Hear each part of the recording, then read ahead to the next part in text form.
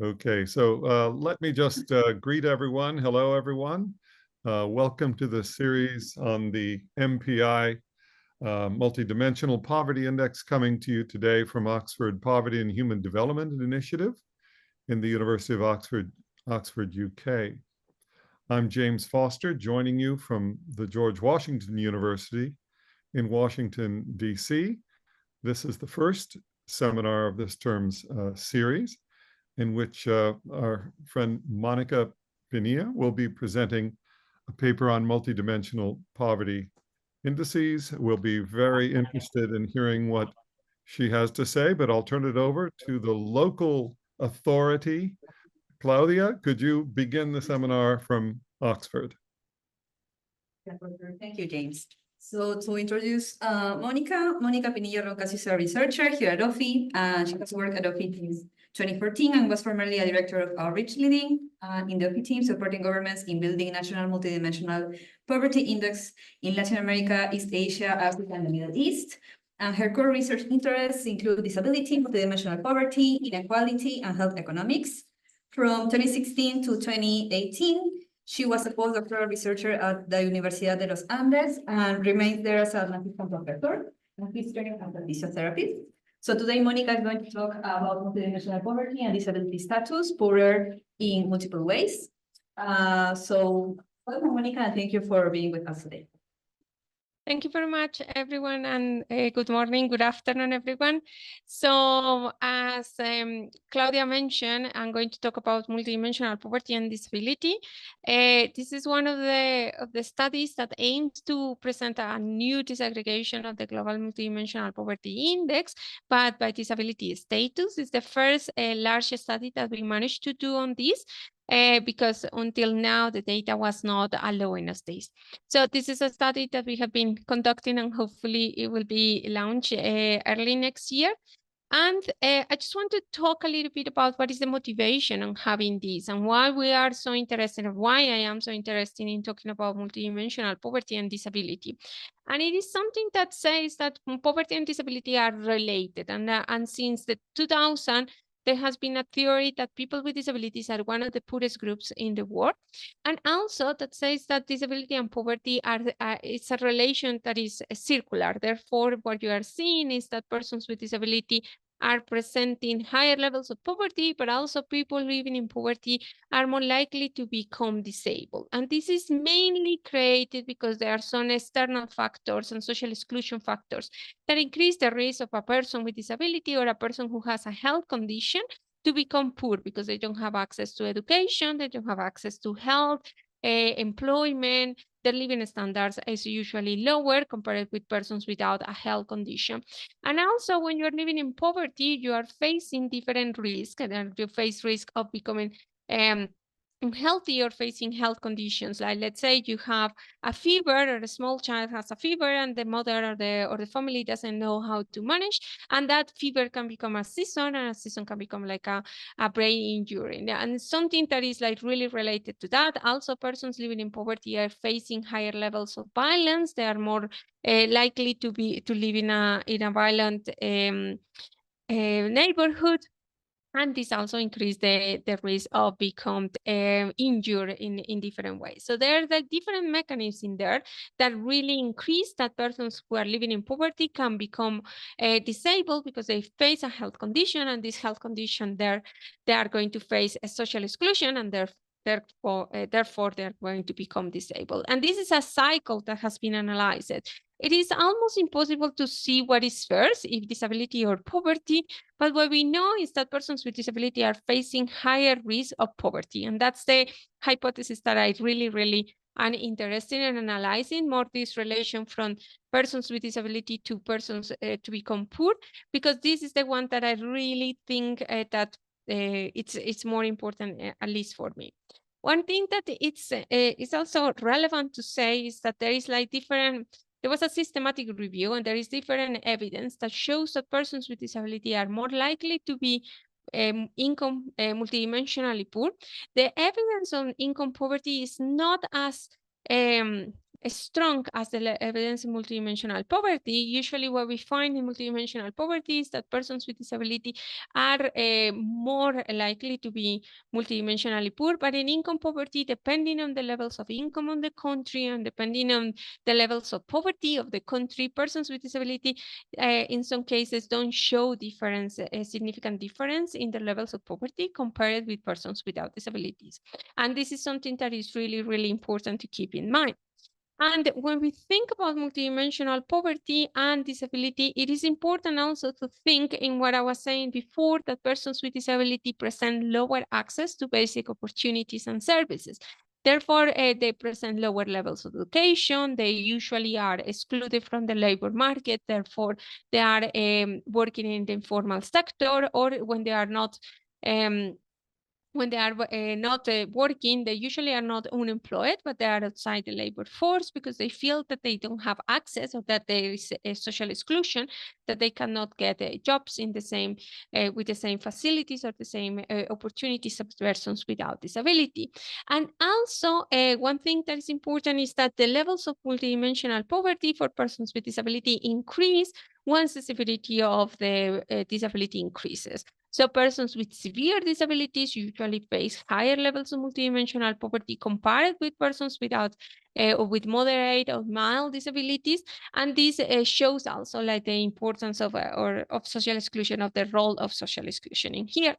We have been conducting studies on analyzing the levels of multidimensional poverty of this group in several countries and several regions.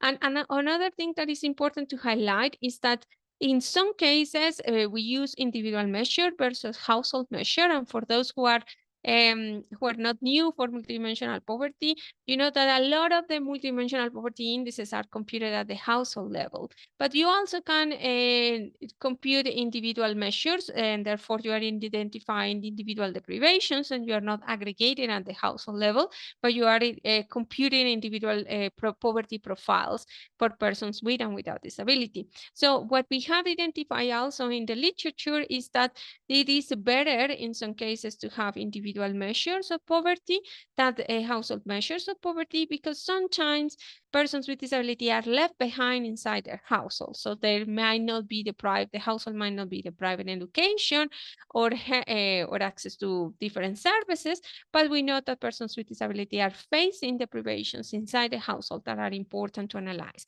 And part of this study, although I'm not going to present it in here, is also to disaggregate and understand a little bit better if persons with disability are creating the deprivations inside the household compared with the persons without disabilities. One previous study that we did and we published, and we did it with Sabina as well, was to disaggregate disability in 10 countries around the world. This study was we started this study in 2016, 2017, and these were the only countries that have data on disability in that time. So we took the global MPI, we disaggregated the data, we computed a disability measure at the household level, we computed the global MPI, and we disaggregated. One thing that we found is that in most of the countries that have high levels of multidimensional poverty, so the levels of poverty were like higher than 70, 80. In some cases, the difference between households with and without members with disability were not significant. And this is something that it has been found in the literature, that is the disability development gap.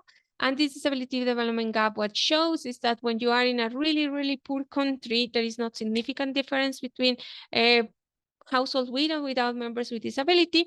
But once the country start like seeing like more the development, and the country start increasing their levels of income and the levels of development, you start seeing like the most important difference in multidimensional poverty for persons with and without disabilities. And this was one of the papers that we found out. So in the case of Chad that you have in here, you see that there is no significant difference between households with and without disabilities in the incidence of the intensity of poverty.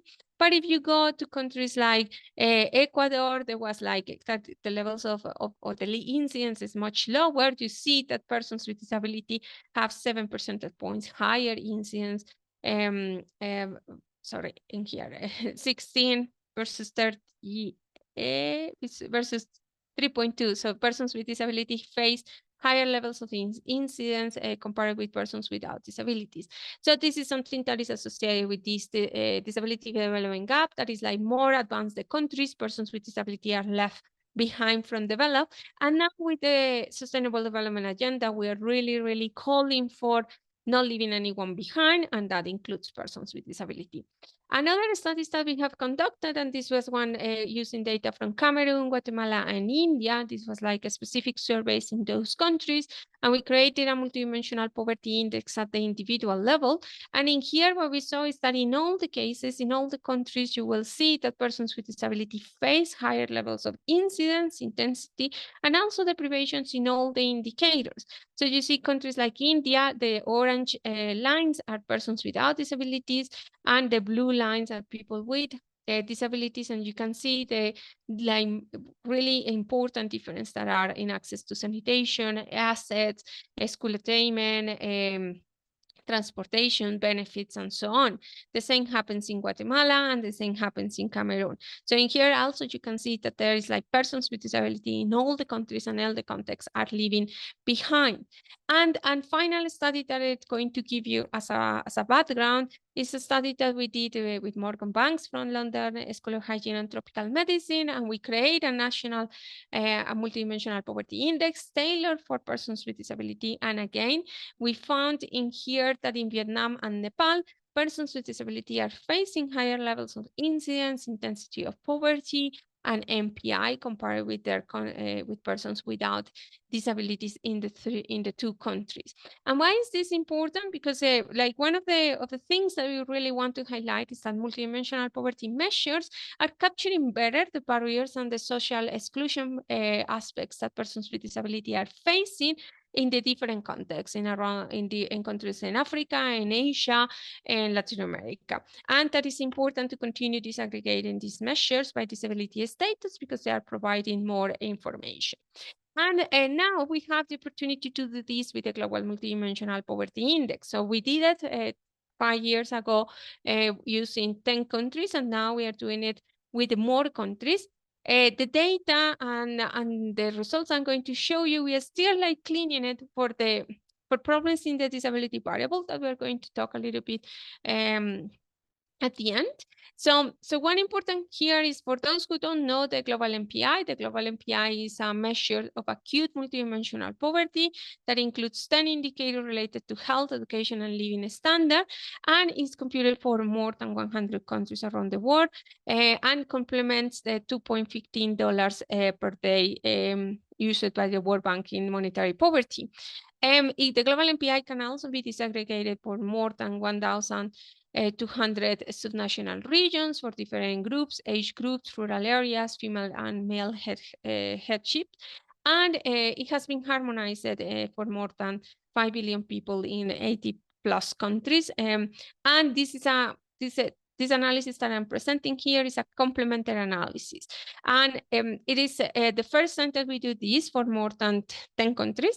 And it's only possible because now we have countries that have included disability questions in a systematic way. So we have 33 countries with data on children or disability questions for children. 2018, we have 24 countries with data for adults with disabilities, and we have 12 countries that include data for children and adults. So we can disaggregate in these three for these three combinations of members. So the global MPI, it is easier to present it as with an example. So in here, this is a typical example that we use at OPHI. Remember that the global MPI is the combination of 3 dimensions and 10 indicators. And in here we have DEPA. DEPA is a person who is deprived in 44.4% of the indicators. So she is deprived in nutrition, she's deprived in cooking fuel, sanitation, drinking water, housing, and assets. So those who are in white are the ones who she is not deprived on, but the ones who are in dark colors are the ones who achieve presence deprivations. When we created her deprivation profile, what we find is that the count is 44.4%, which is higher than the poverty line used in the global MPI of 33.3%. Therefore, DEPA is multidimensionally poor according to the global MPI. The global MPI, or the Alcaire-Foster method to compute multidimensional poverty measures, is quite straightforward and allow us to identify who is the multidimensionally poor, but also to identify which are the indicators that are creating the deprivations. And this is really, really important when you are analyzing specific groups as persons with disability, because it provides information of where are the indicators of where they are left behind. In here, we are going to use a definition of a disability. For adults, we are following the Washington group short set of questions. That is like a person with disability is a person who says that he or she has severe difficulties or cannot do it in one of the 6 domains included in the Washington group. That is seeing, hearing, walking, remembering, washing or dressing, or understanding and being understood. And for children, we are going to use the child functioning developed by the Washington group as well. That is like the global accepted methodology to measure disability in surveys. And in here, we are including the 6 domains that we include in adults, but also we are going to include domains related to development, anxiety, depression, and playing. So in the case of children, they use a questionnaire for children 2 to 5 and another question for children 5 to 17, and include different domains. And they ask also to compare to children or their own age in order that they can identify if a child has a disability or not. These questions of the Washington group, the short set of questions, are not recommended for children younger than 5 or for individuals younger than 5, and it's also always recommended to use the child functioning for children under 17. So because of that, we are using the combination of both definitions. And even like now we have data, we still have several challenges, and these are challenges that we need to acknowledge as some of the limitations in here. And one of the limitations is that in surveys like MIX or DHS, in some cases, questions on disability are only asked for women in reproductive age or men in reproductive age, so are not asked for all household members. And we know that persons with disability are more likely to be older. So disability is highly correlated with age. So if we only include data for 50 to 49 or 50 to 59, we know that we are not including people who, like an important percentage of people who might have disability in older age groups. Also, for children, we need to acknowledge the sample size. So because we know that persons with disability are more likely to be older, we also know that are less likely to be young.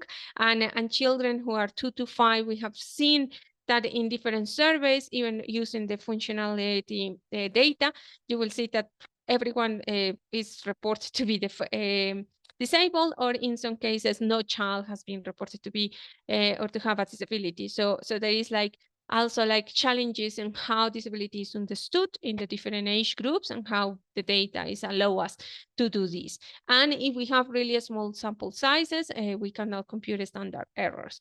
All the results that I'm going to show you are for sizes of our groups that at least have 30 persons in each of the groups, even in deprivation or not deprivation or multidimensionally poor, for persons with or without disabilities. So there are some countries that were excluded of the final account because they didn't have sample sizes that are large enough to be included in the analysis. And in most cases, we cannot track changes over time in countries, even in countries like Cambodia that we have data for in different DHS in 3 sample sizes. We see that there are different challenges in how disability is understood and how the prevalence of disability. And this affects, of course, how the levels of multidimensional poverty vary, because the demographics are also changing and being questionable in there. So now we go to the results, and this is the incidence of multidimensional poverty for households with adults with disabilities. So the orange line is households without disability, and the blue line is the households with disability. As you can see, in most of the cases for adults, you have that persons with disability or persons living in households with disability have higher levels of multidimensional poverty. Let's say, for example, Colombia, we have an important difference in here. We also have it in Gambia. We also have it in Maldives. And this is also related with how persons with disability, especially for indicators related to education and health, are left behind. So in a lot of the more detailed analysis, what we find is that persons with disability are also creating those deprivations, and are not only creating higher levels of multidimensional poverty in their households, but also they are the ones who are creating deprivations in access to health or access to education, and so on. And one thing that is important to realize is that in here, the indicators related in living standards are measuring without contemplating accessibility aspects. And we know that as well that persons with disability, especially in low middle income countries, are facing not only the challenge to get access to water, but sometimes they get access to improved well, but there is no accessibility to get there for a person with disability. So he or she will be deprived in that. And latrines is also one thing that it creates a lot of barriers for persons with disability. And unfortunately, in the global MPI and in most countries, we cannot capture those aspects related to accessibility. Another thing, this is the results for children. And as well, you can see that in the case of persons with disability, that are the orange lines, you will always see that those orange lines are higher than the blue lines. From the 33 countries that we have that the significant difference in the incidence is for 22 countries. And those countries and those difference are larger in countries that are poorer. One thing that is important to see is that now, compared with the study that we did 5 years ago, that we didn't find in countries that were poorer like significant difference at the household level. In here, we are seeing that even in poorer countries that have reduced significantly over time their poverty, we are starting to see that persons with disability are left behind. And this is something that is also important to highlight. Is like, even countries that are reducing poverty, they are not reducing poverty in the inclusive way for persons with disability. Therefore, persons with disability continue presenting higher levels of multidimensional poverty because they are facing exclusion and they are facing different barriers to access to basic services. And therefore, we really need to highlight that policies for poverty reduction need to be inclusive for everyone, including persons with disability. And when we analyze the census headcount ratios of households with and without disabilities in selected countries, and this is the census headcount ratio for nutrition, sorry, it's not there, because nutrition was one of the indicators that was most shocking. In most of the countries, where we have data for children with households for children with members with disability, we found that in most of the countries, the deprivations in nutrition was much higher. And here we have spent a lot of time trying to identify or trying to understand why. And in most of the cases, is the child with disability is the one who is creating the deprivation. So if you, like the deprivation in here is a household is deprived if at least one child is to a standard deviation in stunting of wasting, or if we have data for adults, is an adult with a BMI lower than 18. So in here, this is only using mixed data. When we disaggregate the indicator and we go and see which is the individual or which is the child of the adult that are creating this, in the case of children, we identified that in almost 80% of the households, children with disability are the ones who are creating the deprivation. And in some of the households, children without disability are non-deprived. So if you have a household of 4 people, one child has disability and the other child doesn't have disability, the child with disability is the one who is more likely to be deprived in nutrition, so it will be stunted or wasted, and compared with children without disabilities in the same household. And this is quite shocking because it comes in most of the countries and around the 5 regions of the world that we have data. So even if and it's really, really important to highlight this for policymakers, because they are the ones who really need to acknowledge that children with disability are not only left behind in the case of education, but also inside their households. They are not being prioritized, or something is happening with the nutrition status that needs to be acknowledged and that needs to be really like considered for policymakers. And another thing that we had done, and this is for data from Haiti, and this is for adults, we identified that in countries that are like Haiti, that is a really poor country in Latin America and the Caribbean, we see that persons with disability are facing higher deprivations in most of the indicators. So persons with no disability and persons with disability or households with at least one member with disability. So this also calls to the attention that we really need to focus on understanding what is happening with the disability policies or the poverty policies in countries that are highly or to have high levels of income and multidimensional poverty, and how we see this as an opportunity to include persons with disability in those poverty reduction strategies that those countries are implemented. And as well, when we disaggregate this in different countries with different levels of poverty and deprivation, here we have Ghana, Gambia, and Guinea-Bissau, we have that in the three countries, even though the deprivations, as you can see, are different in the percentage of people who are deprived, we see that persons with disability or households with at least one member with disability would always present higher levels of deprivation in all the indicators. This calls again to some attention to really express like what is happening and how we can reduce those levels of deprivation. And just to summarizing here, households with children with disabilities are more likely to be deprived in most indicators included in the global MPI. Also, children with disability present higher censored head count ratio, or is a higher percentage of people who are deprived in each of the indicator and also multidimensionally poor, compared with households without children with disabilities. And nutrition deprivations are the indicators that are really creating their high levels of multidimensional poverty for households with children with disabilities. So we know that they are poorer. We know that they're not only poorer, but also they present higher deprivations in most of the indicators or in all the indicators depending on the country. And also we know that children with disabilities are the ones who are creating deprivations in nutrition, and that indicator has a high contribution for the levels of poverty of those households. And in here, we want to present an example of Bangladesh. This is households with adults with disability. And as you can see, in most of the indicators, households with persons with disability present higher levels of deprivation. This is the case of nutrition. This is the case of cooking fuel, the case also of sanitation, housing, and years of schooling. We have tried to analyze, and unfortunately it's not possible like in a school attendance because of the type of questions, but we also wanted to analyze if children with disability have higher access or lower access to school attendance or to school compared with their brothers and sisters without disability. And unfortunately it was not possible because of the type of data and how data is collected. And this is another case, in the case of Zimbabwe, and this is, we wanted to highlight how the nutrition indicator is really contributing to the levels of poverty of children or households with children with disabilities.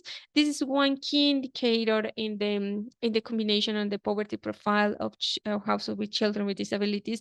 And unfortunately, our children with disabilities are the ones who are creating this deprivation. Therefore, if we really want to have an inclusive poverty reduction strategy, we need to really go and tackle the problem that is that child with disabilities are left behind in their or are not left behind, but let's say there is like an intrahousehold inequality somehow that we need to understand better, and they are with higher risk of malnutrition in most countries.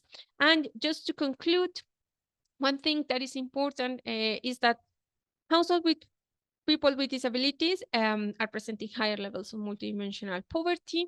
This is the first study that we include data from different countries around the world. In total, we are going to include 52 countries, and this is around 1.3 million people. It's not close to the 6 billion people that the global MPI is included. We are only including 1.3 billion. But it is the first large study that is doing this. in a large scale using a accepted global poverty measure. So it will provide a lot of evidence and a lot of information regarding the levels of multidimensional poverty of people with disabilities around the world. And one thing that is also really important is that we really need to continue increasing the number of data sources and increasing the quality of the information on disability. We are doing other research on disability and multidimensional poverty and deprivation, and we have found that even like computing changes over time or trying to compute analysis over time for questions on disability becomes really, really tricky because the sampling frame change and everything change and the prevalence becomes a little volatile, and that really affects the analysis that we can do over time for poverty and deprivation of this specific group. So this is like a call of better data and continue doing more data. And hopefully, my hope is that in a couple of years, we can consistently include disabilities disaggregation in the global MPI tables, if we continue having more data and good quality data, and we, of course, have all the criteria for being including, to be able to include this disaggregation in the global MPI. So thank you very much. I hope it was interesting for you as much as it's interesting for me. So over to you, Claudia. Thank you very much, Monica, for your presentation. So now we will have a space for questions in the room. I don't know if someone has a question for Monica. There is a microphone there, so she will hear you like from wherever you are. Yes. Sure, I can start. Thanks, Moni. Can you hear me all right? Great. What I found something really interesting that you said early in the presentation was that it's been found, previous research has found that people or households with more severe disabilities tend to also be more intensely poor. And that's a relationship that makes a lot of sense intuitively. But I was wondering exactly what that means. So because it seems like different disabilities are hard to classify as more or less intense. So how do we think of, you know, if someone is suffering from blindness versus being immobile or not being able to walk, you know, how are those kind of compared, or is it just that it's sort of a spectrum within each specific type of disability? So that's my first question. Then the second is there really any way that this intensity relationship could be teased out using the global MPI data that you've been doing? So is there any way we could kind of test that relationship with the global MPI data, or do we just not really have enough to work with? Thank you. Just one question. When you say the relationship, is the relationship between the severity of the disability and the levels of poverty? Yeah, if I understood correctly. Yeah. Yeah. Okay. I don't know, Claudia, if there is more questions, or I answer one by one. Anyone has another question? Small comment. Hi, Moni. Thank you so much for your presentation, which is, as always, very interesting. I was wondering if you have looked at the distribution of the intensity of poverty among households with children with disabilities and households without children with disabilities, and to see, how the intensity of poverty distributes, perhaps identify also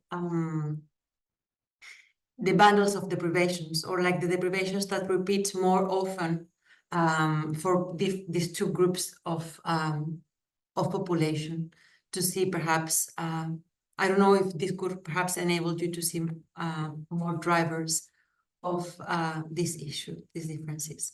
Thanks a lot. Any other question? Yes. Thank you, Monica, for your very insightful presentation. You've talked repeatedly about the need for better data. I was wondering if there is that possibility that we can use non-traditional data sources to actually overcome that challenge? Yes, I think that's it. Monica, you want to? Okay. Okay, thank you very much, everyone. Like really excited to see the questions. So regarding the severity of the disability, like what we have found is that more severe disabilities are more present higher levels of poverty. And how we measure this? Because once we measure the Washington Group disability question, so they say like even wearing glasses, do you have difficulties like seeing? And the person has like, I don't have like different options. So the first one is I don't have any difficulty. Then yes, I have a little bit of difficulty. Then I have a moderate difficulty. And then they ask if I can, it's really, really difficult and I cannot see even with glasses. So you have these 5 levels severity scale. And with those 5 levels severity scale, we have computed like different definitions of disability. So the definition and the results that I show you there, it's like for more severe disability. So a person is defined as disabled if the person says that he or she cannot see even wearing glasses. So it's really difficult or I cannot see it at all. And we do this with all the 6 domains. You can also create another definition that is like moderated. So those who say, yes, I can, like it is difficult, I have moderate difficulties. And you can also see like the ones who are like middle, like I like really mild. So I can see, but I have like a little bit of difficulty. And we have combined, we have compute the MPI for each of the 3 groups. So here I'm only presenting the ones for the more severe definition, but when we do it by the moderate and by the mild, we find that those who are more severe present higher levels of deprivation and poverty compared with those who are moderated, with those who are mild, or with those who don't have disability. And even compared like the mild with non-disability, you will find that the mild will have higher levels of poverty and deprivation. So that's the degree. And with the global MPI, we are planning to present like only with official like severe definition. Maybe I will include like more moderate definition to show this that this degree. And one of the things that we are doing in another project is to call for more disaggregations on disability, recognizing that a person who have a moderate difficulty is not equal or compare it to a person who don't have any difficulty. And you really need to acknowledge that having like a moderate difficulty to walk, it makes your life harder, let's say like that, compared with not having difficulty. And that's like what we can do with the global MPI. Another way that we have computed disability is like compute like a vector of disability. So using the severity scale, using like factor analysis or principal components, we can compute like a disability index, let's say like that combines and these different domains of disability, and says like a person who has like a severe disability in 3 domains is different a person who has a mild disability in 5 domains. So that person is facing higher levels of the exclusion and compute that. I was not planning to do that for this paper or this analysis, but it's something that we do in another types of analysis when we want to see disability not as a yes or no, but more like as a degree and a continuum variable. Related with intensity of poverty, we have seen like the levels of intensity and but just like the intensity, the percentage. I haven't seen like the degrees of intensity for households with disabilities. What we know is that households with disabilities, with adults or children, have higher levels of intensity, but the difference in some countries is not as severe as in others. And another thing is like when we analyze the poverty profiles, persons and households with disabilities, in indicators that are related with health and education, especially nutrition and years of schooling, are the ones who are presenting higher levels of deprivation. And when you go like into the detail, you see that those indicators are related to deprivations for the person with disability. In years of schooling is not as common because the indicators that we have in the global MPI is like a household is deprived if no person with 10 years or more has 8 years of education. But if you will do it in the other way around, like if you will say at least one person doesn't have, for sure the deprivations will be higher. In here, we don't see so high difference in years of schooling because of that, because persons with disability are in the groups that don't have education, but someone in their household have. When we disaggregate this indicator, we find that they are deprived in that indicator, but at the household level, they are not because of that. So, but I can do the intensity like groups and see. Thanks, Juli. And not traditional data and better data, yes, we would like to have use non-traditional data. We in the global MPI, we need surveys because of how is the global MPI established and how is the method established as well. We have tried to use better data for disability, but it is really complicated to get data on disability, and this is a global debate on how we improve the data on disability, and we are still learning on how to do this. We would like to have registered data in some countries. In most countries, registered data on disability is not the best. So we are still challenging in there.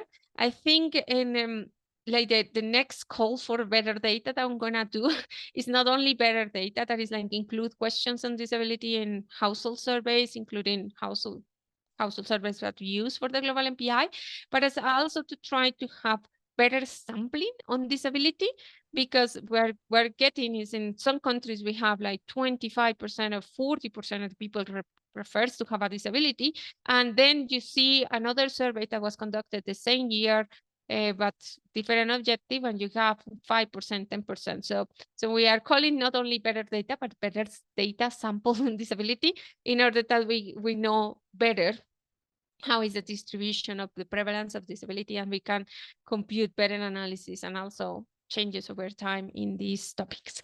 James, your hand is... It is up. Yes. Hey, thank you so much, Monica. That was just wonderful. Beautifully presented. A few things came to mind I thought I'd mention to you and see if you have a reaction to them. Number one, the aging population across countries surely must be linked to what you're talking about through time. Of course, you're not going to pick that up in the data, but you can make prognostications potentially to help governments deal with the fact that an aging population means a disabled population, which is related to poverty. So I would think that that would be quite an interesting area to work on. I imagine that some folks are working on this, but I just wasn't sure. I thought I'd mention that to you. Secondly, in the discussion of disabilities and its impact on kids and through their health in particular, but other ways as well, I always wonder whether it's behavior of parents or whether it's a direct link between the disability and the state of the person. So is there something that goes between, which is the behavior of an adult or a caretaker or even a kid, that is implying these deprivations from disabilities? Or is it something that will directly occur? So you see what I'm saying? You have a disability, and then by definition, almost, you're going to have this deprivation. Or is it the case, say, in you have a girl child, the girl child is disabled, you therefore neglect the child, and therefore the outcome is seen. So I think that important behavioral distinction between the two is really quite interesting in that case, and it is a difficult thing to get data on, but it's just something to ask questions about. Thirdly, inequality of opportunity does a similar kind of distinction between characteristics of individuals and their outcomes.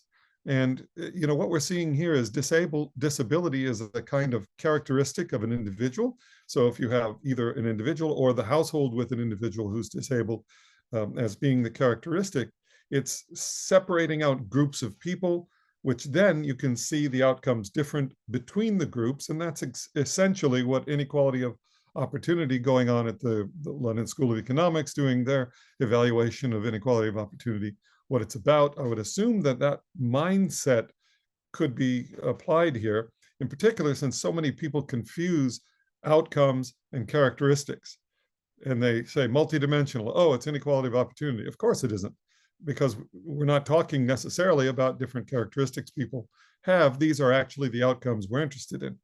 Okay, so that's the third comment. Four is, the degree of poverty or disability brings to mind the gradient discussion in health inequalities, that you have a continual increase in better things, whether it's dealing with poverty or dealing with lack of disability. You see that the two continue to change in a continuous fashion. As you vary one, the other varies continually. So knowing that is really quite useful, and it's a way of describing a kind of inequality that occurs as a result of whatever the SES variable is. In this case, that would be the disability. So I just thought I'd mention those 4 ideas. Hope that's of some help. Otherwise, great talk. Thank you very much, James. And yes, like just some comments. And we are working on aging and the prevalence.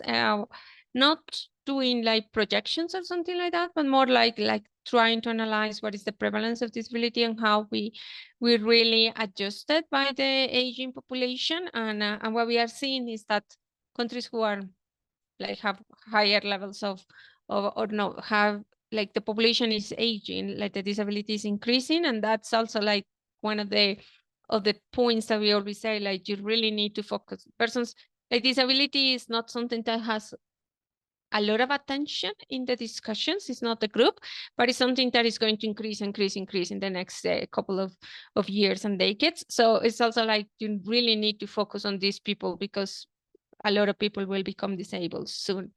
And related with the behavior of the adult, yes, like unfortunately we cannot see that in the data, but it will be really good. And we're like, there's different studies trying to understand this more from the qualitative perspective, and trying to understand if it's like more like the parents just neglect the children, or more like it's just the children cannot attend or get the same opportunities. And we did a paper on inequality opportunities for the labor market, like trying to really disentangle these and see if it's like people with disabilities get the same opportunity to access to the labor market.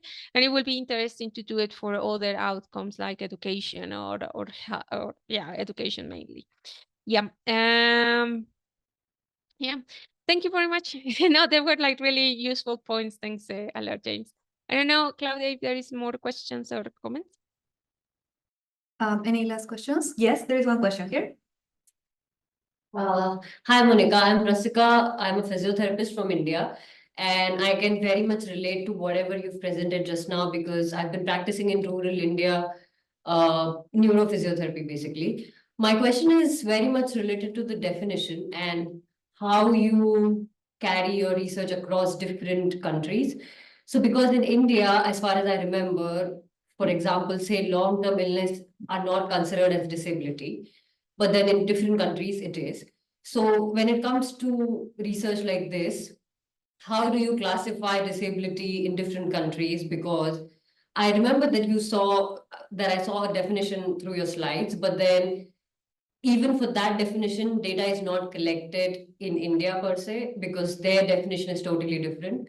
So then how do you manage when it comes to, research on different country levels, and how do you match the definition when it comes to that? Thank you. Any other questions? Or that's it? I think there are some questions in the chat. Okay. So this from I was wondering if there is an intervention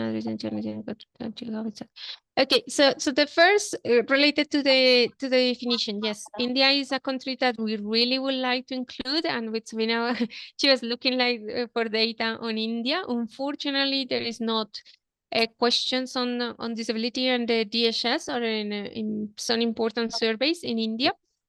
And it comes a lot of what you are saying is about the definition and how disability is understood in the context and the cultural understanding of disability.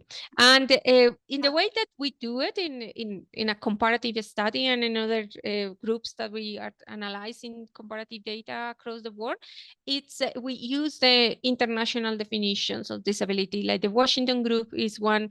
There is another definitions on functional disabilities or functional limitations that have been implemented by the World Health Organization.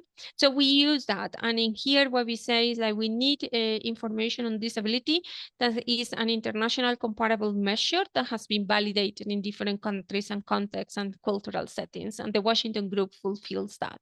So that's the way that we do an approach. The problem with that, and it's a problem that is unfortunately you cannot solve with quantitative data, and it's that the understanding of disability varies across countries and between countries. So we have done research on disability and disaggregated data on disability in countries with high indigenous communities. And one of the questions that we always see is that the prevalence change a lot depending on the percentage of people from indigenous communities in the different municipality. And the question comes is like how indigenous communities are understanding disability. Are these 5 questions on the Washington group really capturing those differences? And that the same happens, let's say, with nomadic populations. So we create populations from different ethnic groups or different cases. So it's really important to acknowledge this. Unfortunately, in a comparative cross-country study, we are missing those. But like I would love to go and talk to different groups and really understand how disability is understood and how deprivations are also understood. Like in the work that we do in OPHI, we see there's different like not even including disability, but like different groups are seeing deprivations in different ways. And we try to say, this is the way you are deprived if you have water in this way or this other way. But when you really go in detail, and it's like people see access to water or access to sanitation in different ways when you go to the field, and disability is the same. And some of the questions in the chat is like, what data sources do we use? For the global MPI, we use mainly DHS and mix, and there are other countries that have like individual like household surveys. For this study that I'm presenting here is mainly DHS and mix. And there is like interventions addressing the challenges in the countries. We haven't seen interventions. I know I haven't like triangulate these with interventions. We know that there are different countries that have implemented social protection measures to reduce deprivations of poverty in general for persons with disabilities. We haven't seen an effect, and there is like different groups that are conducting like randomized controlled trials, but we haven't seen like like an important effect on multidimensional poverty in those randomized controlled trials that are to reduce deprivations, and that because it's a small scale and the coverage is small, and also like how much the household receive is relatively small. It is really difficult to translate those small results and really local results to national data, but we haven't seen that in the small level, and it's quite difficult to do it at the macro level. But I feel like that's a research project. Like we could see if countries that have implemented social protection measures in the last 5 years, and a lot of African countries are in that process, can really see reductions in multidimensional poverty in the next coming years. That's a really interesting research question. I don't know, Claudia. We use household level data. For the global MPI, we compute the MPI at the household level. We follow the global MPI definition of indicators and everything. So we use individual data for the household, aggregated at the household. And for the intra-household analysis that were conducted, we go to the individual achievements and deprivation matrix. So the individual data. So I think I have covered all the questions, Claudia. Over to you. Yeah, thank you so much, Monica. I think that will be it for today because we're running out of time. Jess, would you like to add something, our last words of the seminar? I think you are muted, James. Yes, I realized I did that. I had to do that in honor of it being on the webinar. If I don't do that, it doesn't officially begin. I just wanted to thank everyone who's put this together, OPHI particularly for putting it all together, and also the back office group at IIEP, the Institute for International Economic Policy at George Washington University, who puts it online. So to all those folks, thank you very much, and particularly Monica, Claudia, folks on ground in Oxford, folks on ground here in Washington. Thanks a lot and see you next time.